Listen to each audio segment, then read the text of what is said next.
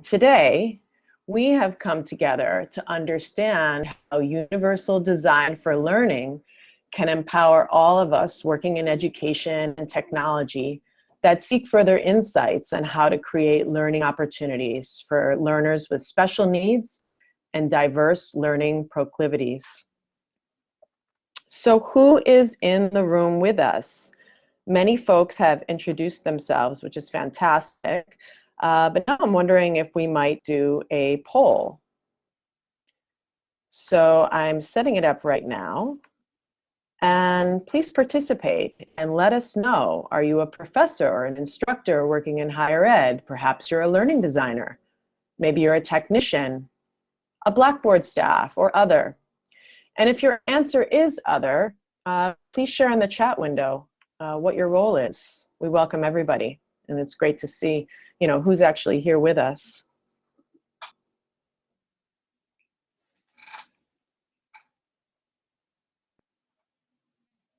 Oh, wow, we have a nice spread. I will show responses in a moment. Actually, I'll show them now. Oh, great. Welcome, Lawrence. We have an accessibility developer. Some people haven't responded. Please feel free. It's great. So we have a wide range of participants, which is fantastic. And I just wanted to open the idea that at any point you can share. I think somebody just raised their hand. Feel free to ask a question at this point. Okay, I think the hand went down. Welcome, everybody. Can everybody see the responses? Many learning designers in the room. Great. Some people not responding, some technicians, Blackboard staff, and it could be true that there's an overlap. Okay, I'll give it one more moment. And I think I'm going to end the poll. So allow me to briefly introduce myself. My name is Susan Loya, and I serve as Client Success Advocate for Asia. I've been working in education for nearly 20 years. I'm originally from the US, and when I first began teaching in the Bronx, New York 2 decades ago, I remember having students come up to me with little slips of paper that said they needed to leave the class incrementally for services that they needed, and then these learners would disappear. And often that's the only information that was provided to me regarding their learning needs. And the rest of it I had to puzzle together. Well, 20 years later, thanks to technology and research, we have a lot more options on how to build our awareness on how we can create inclusive learning experiences. It is my pleasure to now introduce our guest expert, Dr. James Cressy. Dr. James Cressy is an assistant professor of education at Framingham State University in the United States, as well as a licensed special education teacher and school psychologist. He has worked in K-12 school settings since 1999 in roles including direct care staff, special education teacher, individual and group therapist, as well as family therapist, school psychologist, summer school administrator, consultant, and researcher. Currently, Dr. Cressy teaches undergraduate and graduate courses in special education with a focus on universal design for learning, social emotional learning, positive behavioral interventions and supports, as well as assessment procedures. His scholarship on universal design learning was recently published, and I'm very, very proud to say that James is a former colleague. Without further ado, Dr. James Cressy. Well, thank you, Susan, and welcome again to everyone. Can you hear me? Could you give me that thumbs up again to make sure I'm being heard? Hopefully that's working. Great. I'm talking with you from Massachusetts today, and I welcome questions throughout, comments in the chat, and Susan will be helping out to moderate that. We'll also stop a few times for intentional chats and polling. So let me just start by saying that universal design for learning is about the big ideas of choice and variability.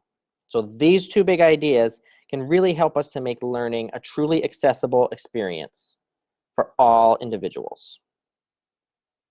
And that UDL approach can help us remove barriers to learning and create a more engaging learning experience.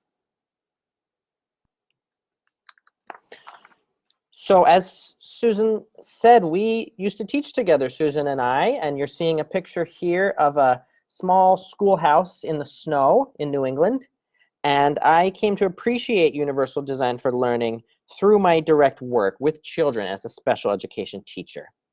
So for several years, I taught children with complex mental health needs and learning disabilities.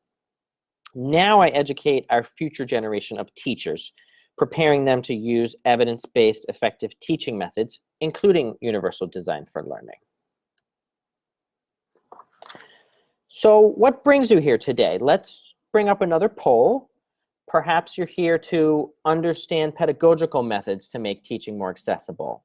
Or you're here to learn specifically about Blackboard technology and accessible design, or maybe to think about who needs accessibility, or something different that you'd like to get out of today. Please type that in the chat window if you have another response to share.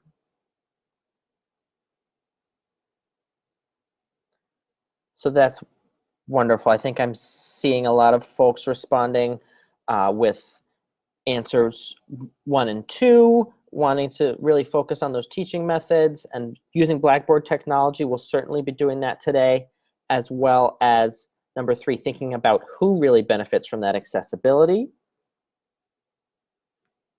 All of the above, that's great. We are going to do all of the above. So I'm sorry, Joe, I see your comment, and the descriptions are in the slide. I'm not sure if you're seeing the slide itself to the left of the poll choices. Oh, wonderful. We have someone who's working on a master's thesis and is hoping to get some information towards that. Good luck with that, Viv.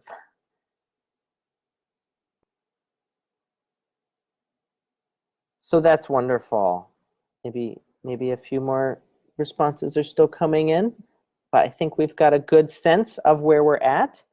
And we will, as I said, we will focus on all of these ideas today. So here's our frame. We'll start today by framing the importance of universal design for learning. Why is it important? Then I will briefly tell you about the principles of UDL. Next, I will share some examples of how UDL can be implemented in university courses from my teaching. And then we'll end with a short discussion about how universal design for learning can be used in other disciplines and settings. So my journey to universal design for learning. As I said, I taught children. I was a special education teacher, and many of my students had complex histories of trauma and neglect. Others had diagnoses of autism or dyslexia.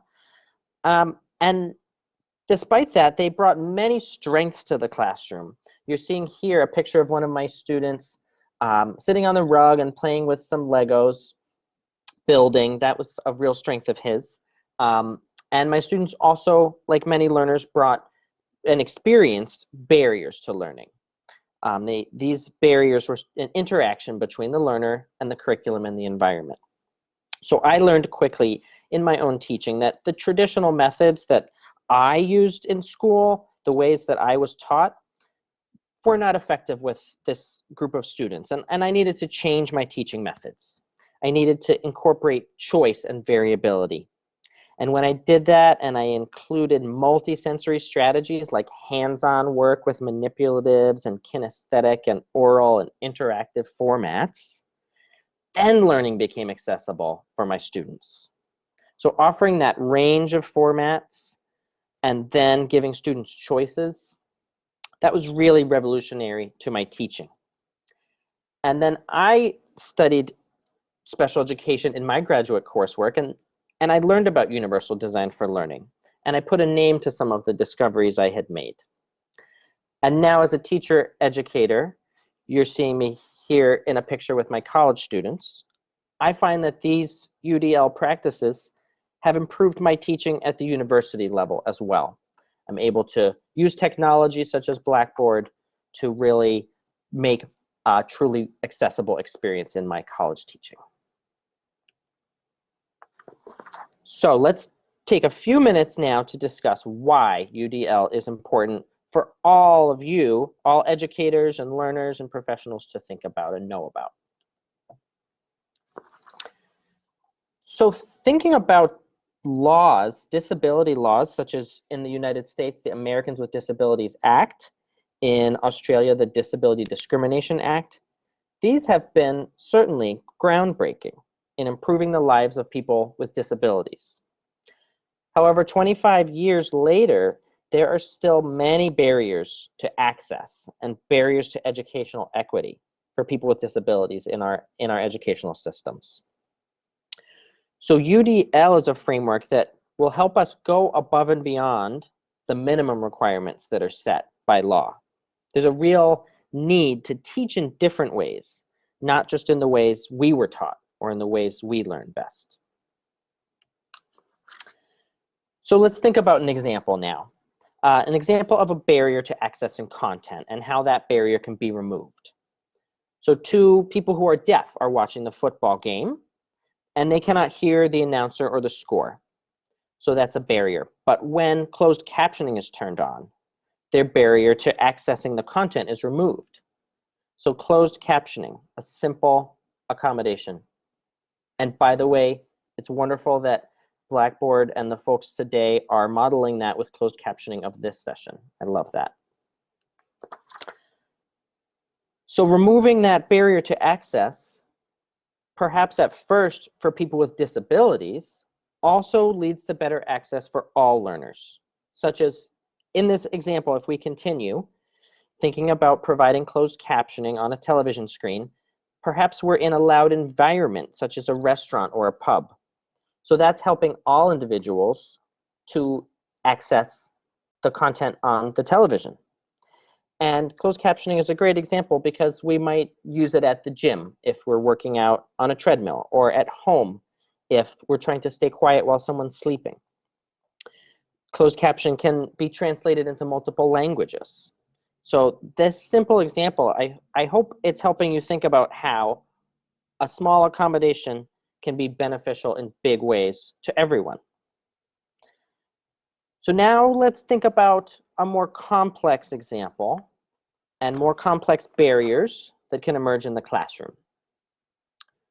So now you're seeing an image of a professor standing at a podium and giving a traditional lecture to a group of students who are sitting in chairs. And in between the professor and the student, we are seeing barriers. So many students will experience barriers to that form of instruction. Some students may respond well to learning through lecture, but learning and attention and mental health needs can raise important barriers that prevent the student from processing that long lecture, particularly if there are few opportunities to respond or engage, if it's passive. So universal design for learning can provide us with some solutions that will change that instruction and make that more accessible by removing some of these barriers, or at least reducing the barriers. So I've shared a few examples of what I call barriers to access. What are some other examples that you might be able to share now in the chat box of things that get in the way of learning? Barriers to access that a student might experience within a learning process.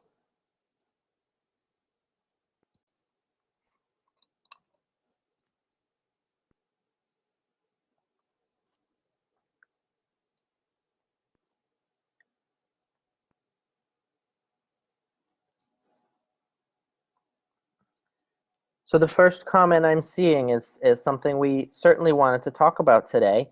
We don't always know if our students have a disability because they may not disclose that to us. They may not disclose that to their educators or professionals they work with, and that's often due to the stigma that still exists around disability, and particularly around mental health. It just also makes me think we might also not know that a student has a disability because the student might not know that they have a disability. So great, some other great examples. Online learning, miscommunication in the world of online content, or if a person who is blind is trying to access online content. So we'll definitely be talking about that today. And Roger, color blindness. I myself have red-green color blindness, red-green color deficiency. So I often speak about that in my teaching. That's really important to think about. And yes, we're thinking about the learning process in a online environment or an in-person classroom environment or a blended mix. And Adam's mentioning, I believe, perhaps English as a second language. I'm not sure, Adam, if that's what you're meaning by ESL, but in my world, okay, in my world, that's English as a second language. So understanding across multilingual systems is important as well. And certainly the physical disabilities Sarah is mentioning.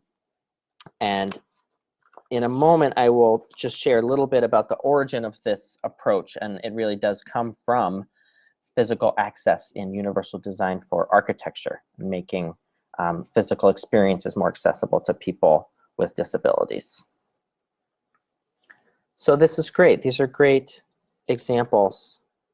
Maybe we'll just give it another moment to see if anyone else would like to share before we move forward. A number of people have mentioned attitudes and awareness of educators about this topic. So it's great that we have so many people here today. Hopefully you'll be sharing some of what you know with others as well. Hey, James, I'm jumping in. I wanted to ask you something based on what some folks are saying in the chat window. Someone mentioned, you know, I may not know about the disability or what it might be, which is really valid. However, we can still be able to address inclusive design by recognizing symptoms. So we may not know exactly what the condition is, but if we see a poor concentration or we see inability to pay attention, that can be addressed even if we as an educator don't necessarily know what the root condition is. What do you think about that? Wonderful. Yes, I think it's a way of thinking, UDL, about accessibility that doesn't require us to know every single student's individual needs and profile.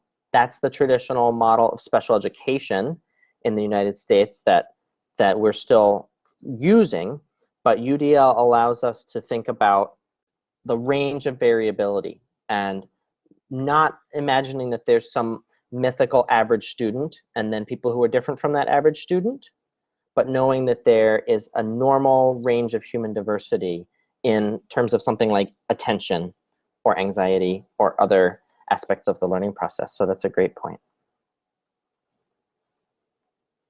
So thank you. So why don't we move ahead? And next we will examine the principles of UDL and how they can address some of these barriers that we've just discussed. So as I mentioned, the origin of universal design really comes from architecture, and now it has been applied to learning through the National Center on Universal Design for Learning. So since 2009, this National Center has been developing research and practitioner guidelines for educators. And this web link here, I highly encourage you to learn more at udlcenter.org. I know you can't click on that on the screen, but maybe if Susan could, yes, or someone, thank you, exactly, type it in the chat. So now you can click on that link in the chat window.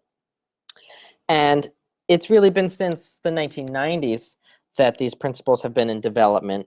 And they came from thinking about architecture and physical spaces like a building and making that wheelchair accessible. And so that was universal design. And now it's being applied to the learning process through universal design for learning. So this National Center based at Harvard University and associated with another organization that I'll tell you about here in Massachusetts has been doing this work. And from the National Center, we have some really interesting research about the role of the brain in the learning process. So I'll speak for a few minutes about this image, and you're seeing 3 images of the brain, and these represent the 3 principles of UDL. So thinking about the left side, the first column, the recognition networks of the brain are how we take information in. So this is all about inputs, how we present information to students and how they receive it. And when we just provide information through one modality like auditory, then barriers can emerge for many learners. So UDL pushes us to teach using multiple means of representation, not just one way. So central to this whole approach is acknowledging that learners bring that variability to the classroom, and not all learners process information in the same way in the brain. Now, if we look at this middle column, the strategic network, we can think about the frontal lobe of the brain and how students and learners are processing information and then planning and showing us what they know. So this is most relevant in the assessment process, when it's time for a student to write an essay or solve a math problem. There's many ways that students are going to best show what they know. And again, if we only assess students through one modality, then we're really, as educators, we're introducing barriers that don't need to be there. If we offer multiple means of action and expression and provide choices and variability in the ways that we assess, then we're really going to come away with a more reliable and valid assessment of what it is that we're trying to measure. Finally, on the right side, the third column is the affective network. And we're seeing here the central area of the brain, and we're really thinking about motivation and social emotional connections to learning. This is about how students feel and what they believe about the content. So allowing students to engage in varied ways, interactive ways, as well as solitary ways with your content, that leads to deeper and more meaningful connections. So all of these overarching ideas can be found at this UDL Center website. Today, I'll really focus on the first 2, multiple means of representation, multiple means of action and expression, and share some examples. So I'll bring some of these principles to life now with some real-world examples from my own teaching that I've described in my research. So let's start with multiple means of representation. Again, inputs, thinking about all the different ways that we represent our content for the learner. And personally, I've expanded my repertoire over time. So to reflect on these right side methods, the traditional lecture and using a traditional textbook or journal article, I certainly didn't do away with these, but I've added in more options and formats to my courses, more small group activities and interactive discussions, and more technology and use of video and alternative formats. So one example that I'd like to talk about is using lecture capture or screen capture.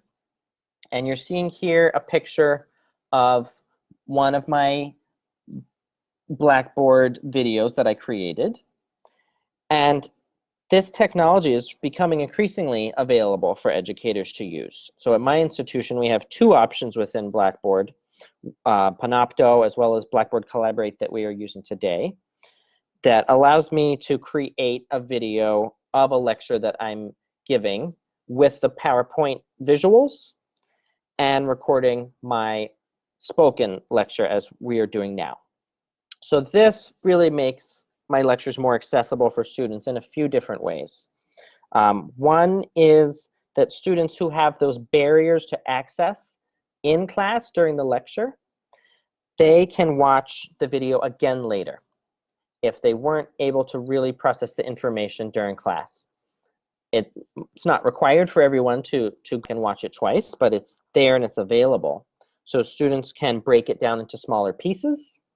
You might be able to see on the screen it's small, but these are bookmarks for each slide. So they can skip around, go back and forth. They can rewatch part that was confusing. And they can also then access the PowerPoint file and perhaps access that in an enlarged print format or using a screen reader. So it's multiple means of representing even just that PowerPoint and lecture to students. So those were some of my intentions. It's also became very useful for students who missed class for medical reasons. Students who maybe don't have a lifelong disability but have had a temporary medical reason for missing class, they didn't have to fall behind as much if they can view these lectures to stay current. And then we here in New England have had snow and ice. We're just coming to the end of our winter, and we've had to cancel school many times for snow. And so rather than not seeing my students for a whole week or sometimes 2 weeks, I have created these Blackboard lecture videos for students to watch. And I have required everyone to watch and comment within the video so that I know who has completed that video. So when we think about those formats, that's multiple means of representation, all just within the example of a lecture.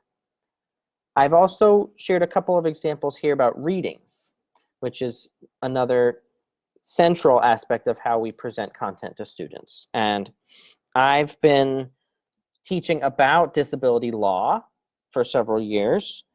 And so that's one area where I've changed what I do, and I've added more variability in my readings about, for example, the Americans with Disabilities Act, which is important for all of my students to study. And I will say for some of them, it is a bit of a dry topic. I teach undergraduate students who want to become teachers, and they're not always excited to sit down and read the original governmental source of the law. But we do. And we also have case studies to read about ADA and personal narratives of people whose lives are affected by the ADA, and videos to watch, as well as web articles and social media.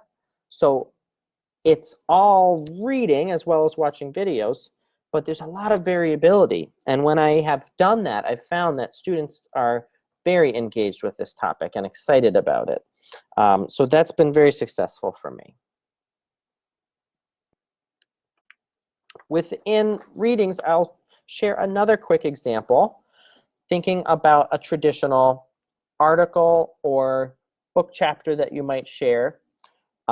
Many of you, I'm sure, have used a PDF that you upload or share, or you print a hard copy. If it's an older document, like this one on the left, it's not scannable text.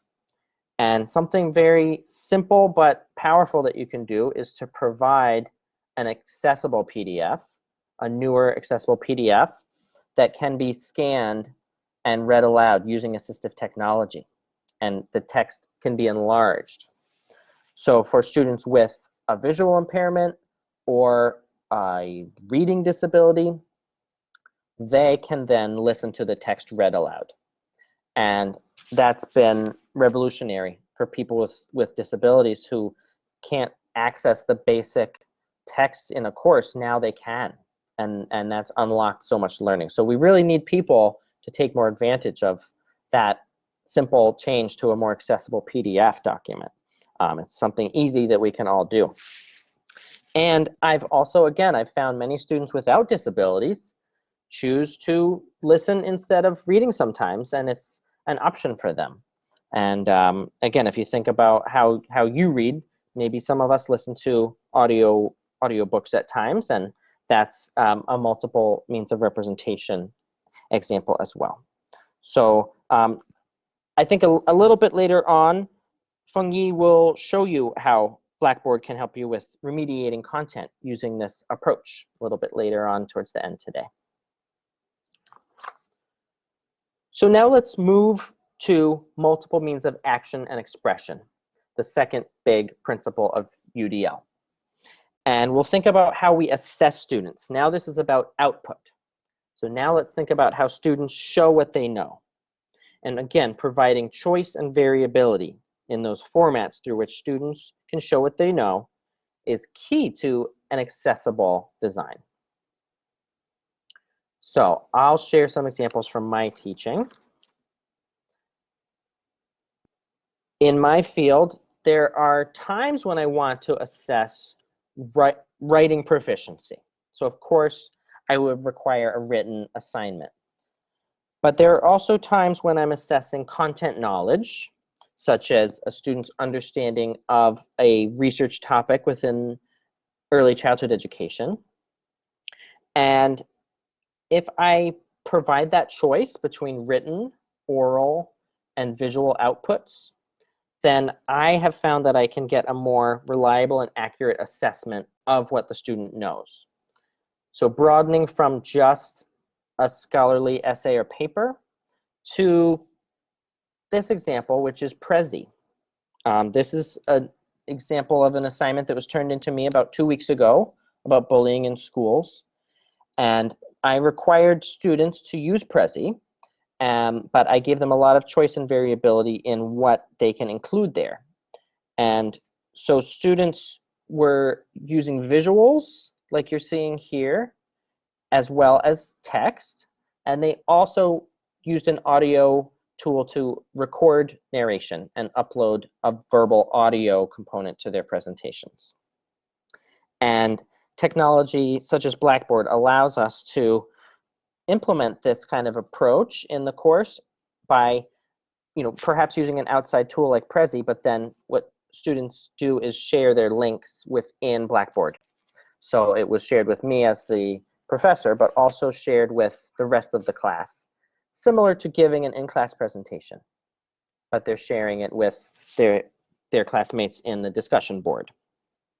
And I found that some students who really would have struggled with the in-class presentation due to anxiety or other barriers, they spoke at length in their Cressey presentations, and they really came to life and presented their information well.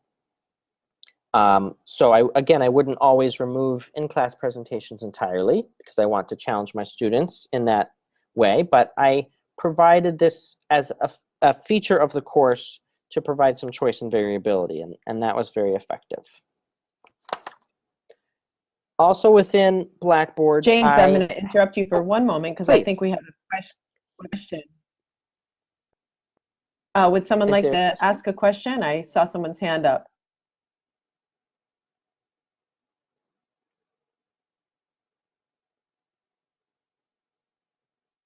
Okay, it might have been an accident. You can keep going. Sorry about that. Okay. So this you're seeing here is a screenshot of Blackboard and one of my assignments, which is a blog reflection. And again, just a simple choice for students to write or provide an audio recording of their spoken reflection or upload a video of themselves giving a reflection, perhaps showing some visuals as well. And that choice and variability, that can allow students to sidestep the barrier of a writing disability or a visual disability or some other unique learning need, but they're still demonstrating proficiency with the content. And something important I want to emphasize is how that was assessed. Because when we start to introduce choice and variability, things get complicated. But I do see that it was possible for me to assess all submissions in the same way, using the same criteria for scoring and evaluation. So whether it was written or verbal or video, they must address the same prompt and be around the same length. And that was successful. I felt that I was able to provide a fair and equal assessment to all students. And here's one more example of blog reflections that were created in a different semester when I used the Blogger tool. And again, we shared those links within Blackboard. And this was a student, Samuel, who was conducting his field observations in an elementary school. And so this format allowed him to upload a picture of himself that's him dressed as Harry Potter. And this school was doing a Harry Potter theme, and he spoke in this video about his observations. And this was not a student who had disclosed a disability, but it was a student who used that alternative format to really come to life and share, I think, a lot more than he would have in a simple written essay. So it was something small offering this choice that really brought his learning out in a different way. So that's specific to my field. In my field of teacher education, we write a lot of reflections, and we post those and we share those. So I would argue that these alternative assignment formats can also be applied in many other disciplines and settings. And that's where I'd like to go next. Things might look a little different. There's unique aspects of different disciplines as well. So that's where we'll go next. Think about what UDL could look like in other disciplines and settings. So before we discuss, I'll frame this in terms of my work. I have been involved with professional development, through which I've been able to collaborate with instructors in 100-person lecture courses, or a small writing intensive course in English perhaps. And we've found that UDL is flexible, and it might look different in these different contexts and settings.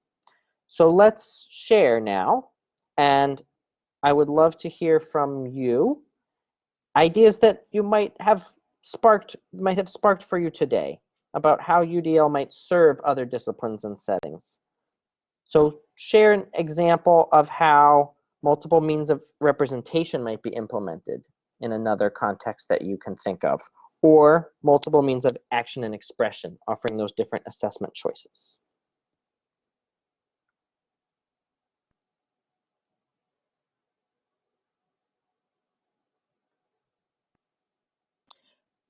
Barbara, do you want to say more about assessment ideas around a particular discipline?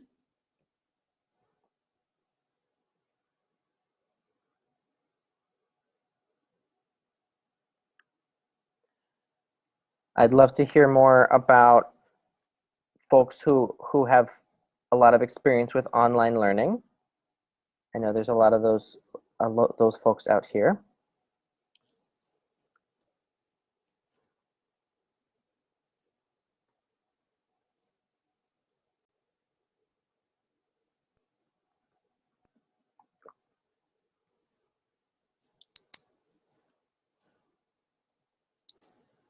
Mark. Hi.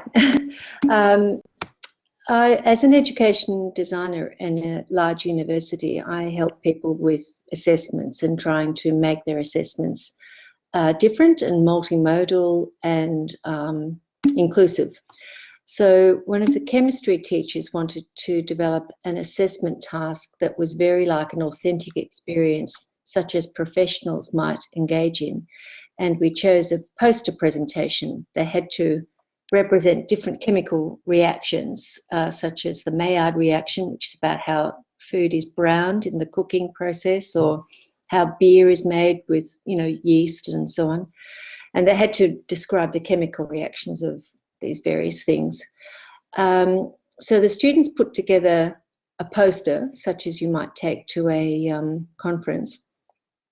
They worked in groups, they researched, they then presented their poster digitally in a large room on large screens, and had to be grilled by their teachers and their peers. And it was a really popular assessment in which everyone could participate, because some of the team members were very good at graphics and produced beautiful, engaging posters and visuals.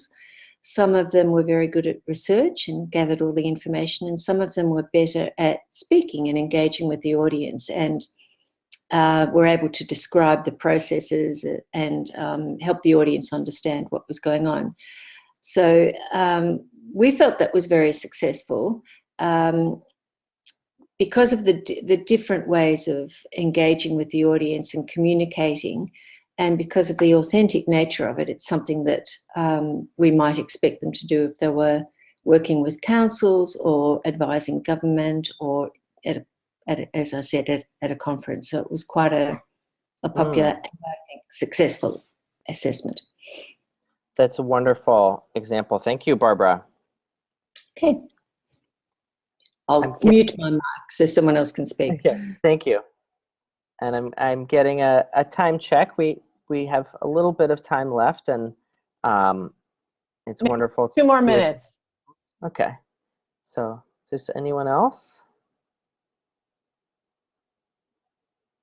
We want people to imagine. So perhaps even if you haven't implemented something, to imagine what it might look like if you were to take chances and take risks and get creative with a new approach. Feel free to share, type something in the chat box. You know, if I can just jump in as well, James, and tell everybody that James has been very generous with his information, and he'll be sharing it in the next slide. So this conversation, let us see it as the beginning. And we want to keep in touch. Blackboard wants to keep in touch. We'd like to know, you know, what more time and energy around the conversation of assessments. It's just, it's very exciting to be able to apply this.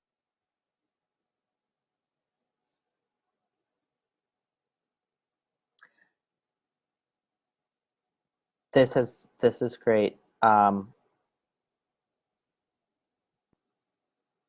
I think we're ready to wrap things up. So I'm going to bring us to the final slide where I say thank you.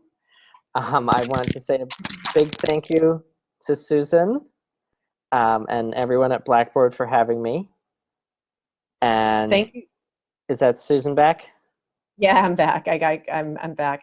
Thank you so much, James. That was very provoking and very enriching. And you know, GAD is about starting the conversation and cultivating it and taking it to the next level. And so hopefully we're able to continue to do that. And let's keep in touch. It's great that you shared your contact information. And you know, Blackboard's commitment to action supports all of these directions that James has mentioned.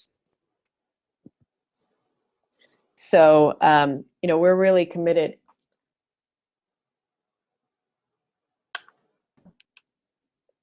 We're really committed with our solutions to be able to do that.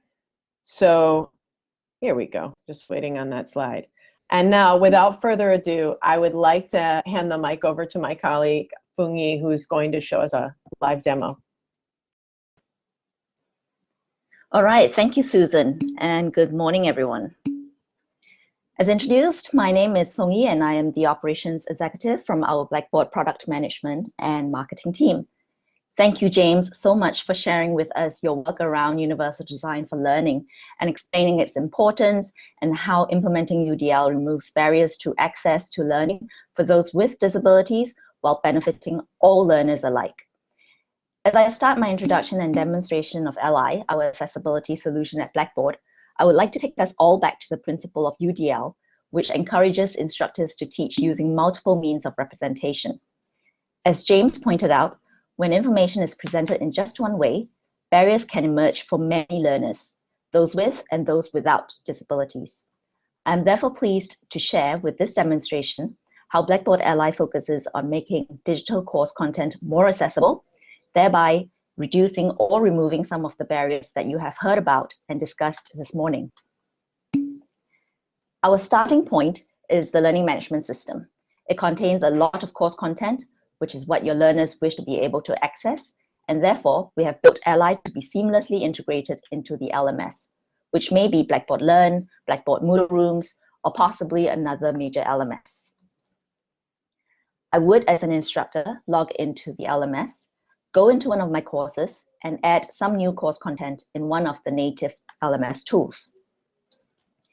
Once I have added my new course content, Ally will automatically pick up on this in the background and run it through a number of different processes. Note that this happens automatically and doesn't require me as the instructor to trigger anything manually. Ally will first run the content through an automated accessibility checklist based on WCAG 2.0 AA that will check for common accessibility issues in that type of content. Following that, the content will be run through a set of machine learning algorithms that we've developed, extract some of the semantic information that's present to our eye, but might not be there in a machine-readable way, and automatically generate a number of more accessible alternatives of the content. So let me just switch over to my BB Learn account now as a student, Cynthia, to show what all this means for her and my other students.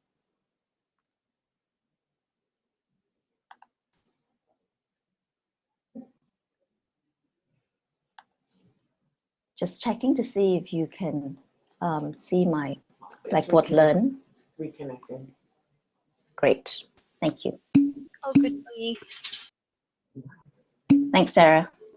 Right, so what you see here is that Cynthia and other students in my Blackboard Learn LMS course are now presented with not just the original piece of content I have created, but they may also choose from one of several alternative accessible formats that Ally has automatically generated. The primary format Ally generates is semantic HTML, which is much more accessible and makes the document much more navigable and readable for people using screen reader devices. This format also works very well on smart devices, which is a popular choice of electronic platform on which learning is done among students today.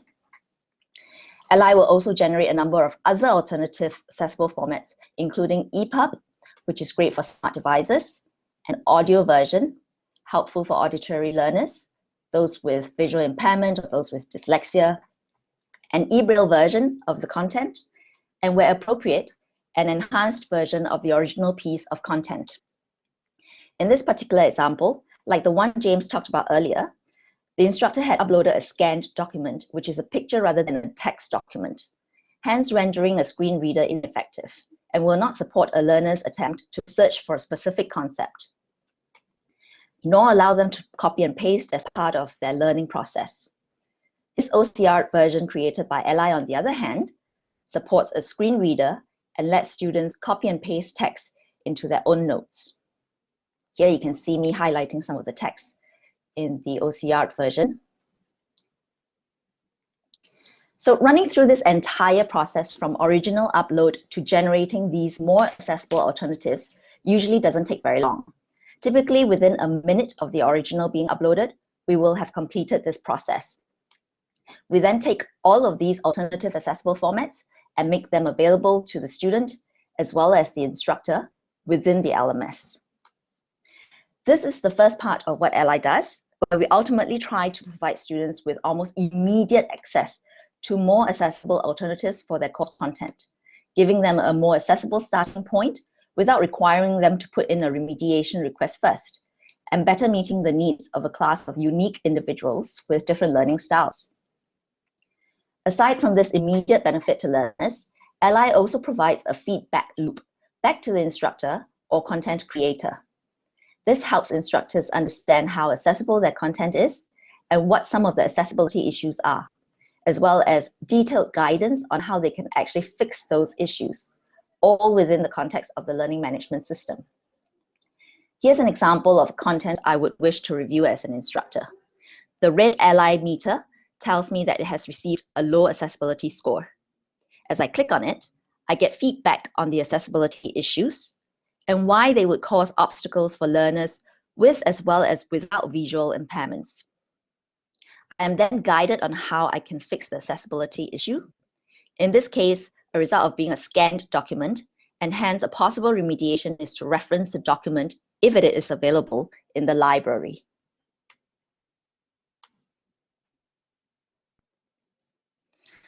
Through this instructor feedback flow, we want to embed some of the accessibility best practices into the instructor's workflow and aim to change their behavior over time. So when the instructor is creating some new course content next time, they can incorporate some of these principles and make them part of their workflow, rather than having to revisit and fix after the fact. We now get to the last part of what Ally does. Based on doing the accessibility checklist, machine learning algorithms, alternative accessible versions, and instructor feedback across all the content in the LMS, including the content that was there before the Ally integration was enabled, Ally also provides a feedback loop back to the institution. Ally will generate a full institutional course content accessibility report that provides detailed insight and deep understanding of how the institution is performing with regards to the accessibility of course content. It will show how the institution is doing, how things are evolving over time, what the most significant problems are, and what the most problematic courses are. The institutional report helps build understanding of how things are going and can help identify what you can do as an institution to further improve things.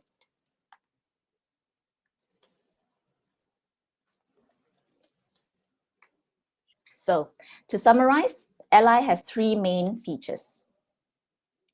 First of all, it will automatically generate alternative accessible formats for course content, and it will make these available to students and instructors within the LMS. This aims to give all your learners access to more accessible alternatives immediately. Next, Ally provides an instructor feedback flow, which provides feedback to the instructors about the accessibility of their course content and guidance on how they can fix those accessibility issues. Lastly, Ally also provides an institution-wide course content accessibility report that provides deep insight and understanding into how the institution is performing and how things are evolving.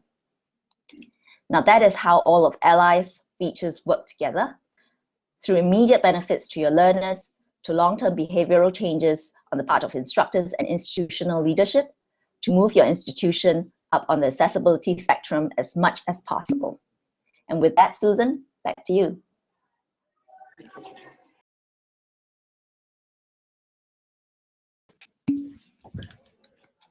I know the mic. Yes, the mic is on. Hi, everybody. This is Susan. I'm actually on a different computer, but I wanted to just thank everybody for being with us today. And please do keep in touch. We want to be able to cultivate more opportunities for learning with all that we offer in regards to accessibility. And I also invite you to become part of our Blackboard Ally user group. We have the address here, and please keep in touch. You're welcome to do that, and definitely share your feedback as we pass around this webinar. I feel like we're just getting started, so let's keep working together. Thank you so much. Have a wonderful day.